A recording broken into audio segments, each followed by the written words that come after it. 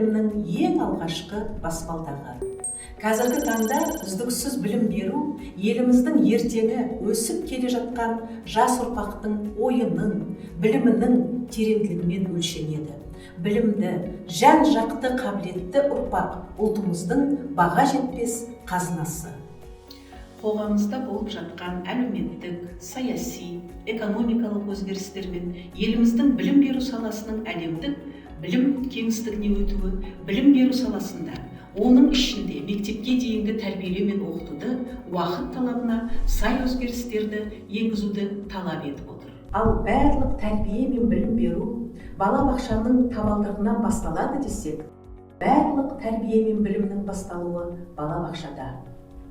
Абай атамыз айтқандай, адамның адамшылдығы ол ақыл, ғылым, жақсы ата, жақсы ана, жақсы құрбы, жақсы ұстаздан болады деген. Мен Оспанова Жанар Әбілбекқызы номері 9 Бөбекжай бақшасын 5 жылдың көлемінде басқарып келемін.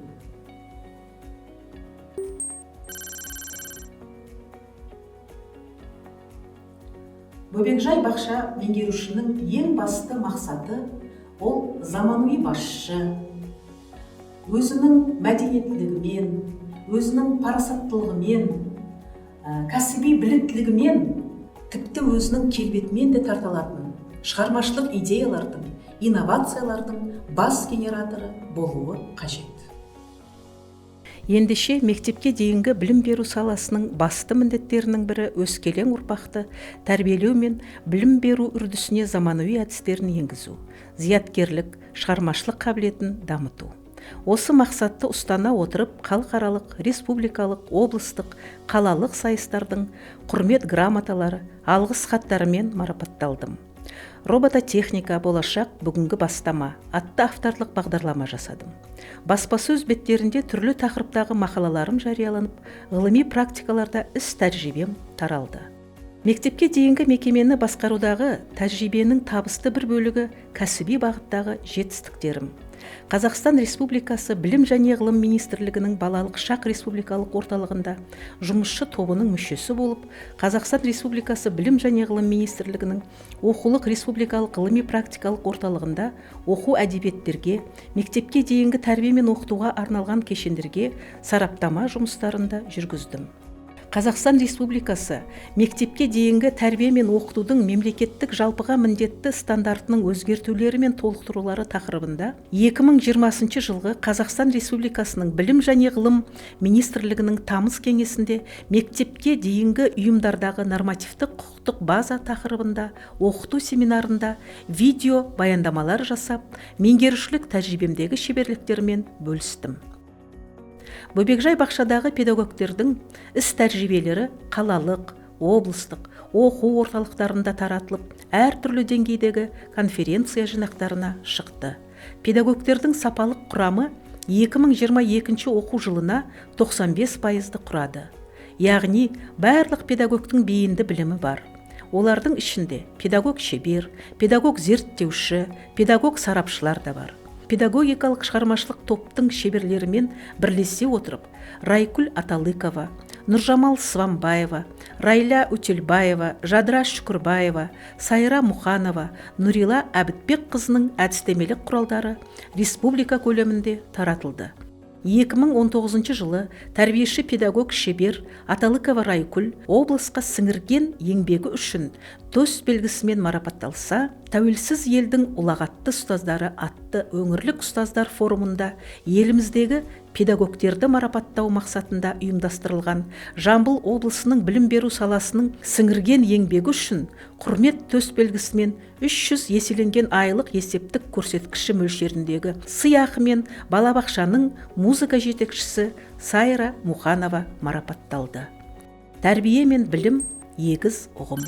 Мектеп жасына дейінгі балаларды дамыту мәселесі мемлекеттік саясаттың ажырамас бөлігі екені айқын. Осы орайда номері 9 бөбекжай бақшасының жетістіктерін атап айтсақ, қалалық ертегілер әлемі атты байқауында 1-ші орын, ана тілің арың бұл атты мәнерлеп оқу байқауында үздік деп танылды. Жамбыл облысы әкімдігі тілдерді дамыту басқармасының ұйымдастыруымен Қазақстанның болашағы қазақ тілінде атты акцияға қатысып, алғыс хатпен де марапатталды. Тараз қалалық мектепке дейінгі педагогтер арасында алғысым шексіз сіздерге атты фестивальде жүлделі 1-ші орын алды. Жамбыл облысы әкімдігі тілдерді дамыту басқармасының ұйымдастыруымен Қазақшан қалай балахай атты акциясына да белсене қатысып марапаттала білді. Жаңа заман баласы ертеңгі еліміздің болашағы дей отырып, бөбекжай бақшамыздың ең басты бағыты етіп, мектепке дейінгі балалардың зияткерлік, шығармашылық қабілеттерін дамыту болып табылады. Осыған орай 2020 жылы біз өзіміздің бөбекжай бақшамызда STEM кабинетін жабдықтап аштық. STEM дегеніміз ол ағылшын тілінен аударған кезде математика, инженерия, шығармашылық, ғылым, робототехника деген ұғымдарды білдіреді. Жаңа заман балаларын дамыту мақсатымен осы STEM кабинетін түрлі орталықтармен де жабдықтадық. Ол математика орталығы, ол робототехника орталығы, сол сияқты мен әлемді жасаймын мультстудиясы да бар. Және де интерактивті панельмен сол сияқты сан түрлі орталықтар жасадық. Балаларымызбен түрлі жаттығулар, ойындар жүргізіп өткізудеміз.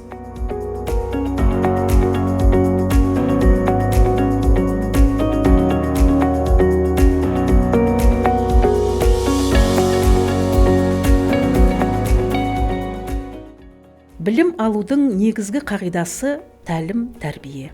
Осы орайда бөбекжай бақшасындағы балаларға ұлттық құндылықтарды насихаттау арқылы 2021 жылы Мұхаммед Хайдар Дулати атындағы Тараз мемлекеттік университеті мектепке дейінгі және бастауыш кафедрасы ұйымдастырған ұлттық өнер тәрбие бастауы атты авторлық бағдарламалар байқауында қазақ тілі мұғалімі Шүкірбаева Жадыра 2-ші орынды алды. Ал 2022 жылы қалалық білім бөлімі облыстық білім басқармасының ұйымдастыруымен өткен әке көрген оқ жанар, ана көрген тон пішер байқауында бас жүлдені тәрбиеші Сержанова Ақмарал мен тәрбиеленушісі Жайпан Хадиша жеңіп алды. Мектепке дейінгі мекеменің балалары шығармашыл болуына тікелей әсер ететін барлық жағдай қарастырылған. Балалармен жұмыстың нәтижесінде тәрбиеленушілеріміз халықаралық, республикалық, облыстық, қалалық байқаулардың жеңімпаздары атанып жатыр.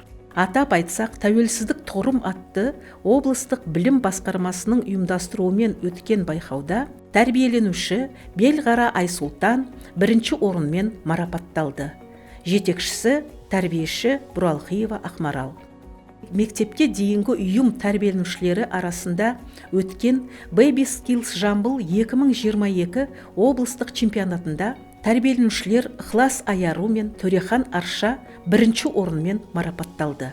Жетекшілері тәрбиешілер Абдразақова Фатима мен Жұмақасова Эльмира. Бөбекжай бақшамыздың тәрбиеленушілерінің білім деңгейінің сапалық құрамы бүгінгі күні 90-98% құрайды. Осы соңғы жылдарда бөбекжай бақшамызды тамамдаған түлектеріміздің 80% бүгінгі күні Тараз қаласының гимназия, лицей мектептерінің оқушылары болып табылуда. Ол әрине де біз үшін үлкен жетістік, үлкен мақтаныш, жақсы көрсеткіш деп ойлаймын. 2020 жылы кәсіби өсуіме шабыт берген Жамбыл облыстық білім басқармасының ұйымдастыруымен өткен бала бақша болашақ баспалдағы атты байқауында жүлделі 3-ші орынды алдым. Осы орайда табысты көшбасшы болуға алдыма мақсат қоя білдім.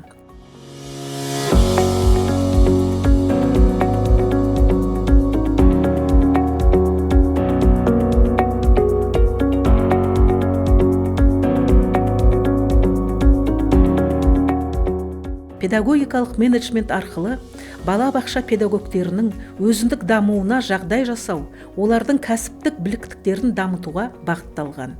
Сонымен қатар, үздіктер алаңы жобасы бойынша мектепке дейінгі ең үздік педагог, ең үздік флипчарт, ең үздік педагогикалық озық тәжірибе, үздік интерактивті оқу қызметті аты облыстық қалалық байқаулардың жеңімпаздары. Бұған дәлел, соңғы жылдары балабақша педагогтерінің қалалық рейтингі жоғары болып келеді. Ата-ана баланы тәрбиелегенде дәл өзінде етіп тәрбиелеуге тырыспау керек. Олар баланы өзінен де күшті етіп тәрбиелеу керек. Өйткені балалардың болашақ заманы бүгінгі ата-аналарының заманынан әлде қайда күрделі, талабы зор болады, деп айтқан Мағжан Жұмабаев. Ал біз өзіміздің бөбекжай бақшамызда негізгі үштікті қолданып жұмысымызды атқарамыз. Ол мейірімді, көз қарасы биік ата-ана, шығармашыл, білікті, білімді, жүрегі бала дегенге махаббатқа тола ұстаз, және де жан-жақты дамыған тұлға бала, тәрбиелі бала. Осы үштікте біз барлық жұмысымызды жүзеге асырудамыз. Осы ретте біз бөбекжай бақшасында күнделікті жоспарлы да, жоспарсыз да түрде ата-аналармен тығыз қарым-қатынастамыз. Ата-аналарға арнап ашық есік күндерін жасап, тренингтер, практикумдер өткізудеміз. Мерекелік таң ертеңгіліктерге де, сан түрлі спорттық іс-шараларға да тек көрермен ретінде емес, тікелей балалармен бірге қатысушы ретінде де байқаулар, жарыстар ұйымдастырып өткізудеміз. Бала қуанышымыз, бала болашағымыз. Ендеше мектепке дейінгі үздіксіз білім берумен қамту өзімнің басты мақсаттарымның бірі екенін қуана айта аламын. Келешегіміз бүгіннен дөңгелек.